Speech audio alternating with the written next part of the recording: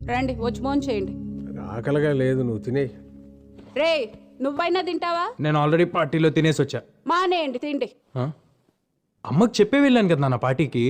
I just don't get her sometimes. రే నీకు ఇష్టమని సాంబార్ రైస్ చేశాను, ఆకలి లేకపోయినా తిను, యాషాలేమాక. అమ్మ నాకు అసలు అర్థం కాదు నాన్న. ఇప్పుడే తిట్టింది, మళ్ళీ ఫుడ్ అంట. మెంటల్. అమ్మలు అంతేరా, వెంటలే మనకు తిండి పెడతారు, మనతోనే తిట్లు తింటారు. ఏమనుకోవాలని వాళ్ళు అంతేరా. గొడవ పడేది మనతోనే, మన మంచి కోసమే. మనం దాన్ని చేదస్తాం అనుకుంటాం, వాళ్ళు దాని బాధ్యత అనుకుంటారు.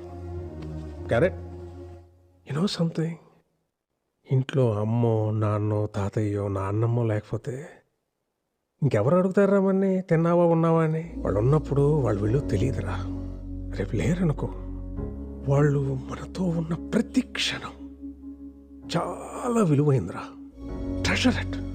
సారీ నాన్న, ఇందాక అమ్మ సడన్ గా తిట్టేసిందని. తిడతారా, పెద్దోళ్ళు అన్నాక తిడతారు, పడతాం, ఏమైంది? ఈగో ఎందుకు మనకి? అన్నది మనోళ్ళేగా, మన కోసమేగా.